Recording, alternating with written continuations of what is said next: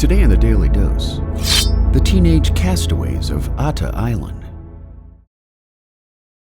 Considered by many to be the real-life adaptation of William Golding's Lord of the Flies, in June of 1965, 6 restless friends from Tonga's St. Andrew's Anglican boarding school stole a boat, thinking they could sail to New Zealand for a better life.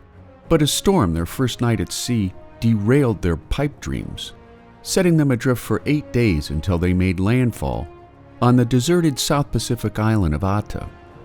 Unlike Golding's Lord of the Flies, which is the story of boys on a deserted island turning against one another, the 6 teenagers aged 13 to 18 made a pact on their first day ashore to live on the island just as they'd been raised across their small family islands of Tonga.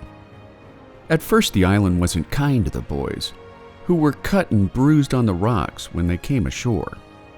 After 8 days of starvation at sea, they caught seabirds and drank their blood for hydration.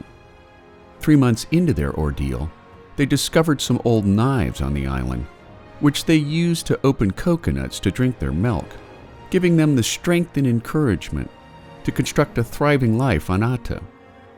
After many failed attempts at lighting a fire, they finally found success, which allowed the boys to cook their wild-caught fish and game rather than eating the animals raw. Using knowledge passed down from their fathers, they soon tapped into a variety of tree that stored water in their trunks, which now gave the boys a reliable supply of drinking water. Next, they made a house out of tree branches and palm fronds, and after 6 months of survival, the island was beginning to feel like home. At one point, while climbing a cliff face on a hunt for seabirds, one of the boys slipped and fell 40 feet, breaking his leg in the process. After his leg healed, the boys built a raft for an attempted getaway, which was summarily destroyed on the rocks as they set out for open ocean. Back at home, the boys' families held funerals on each of their Tongan islands.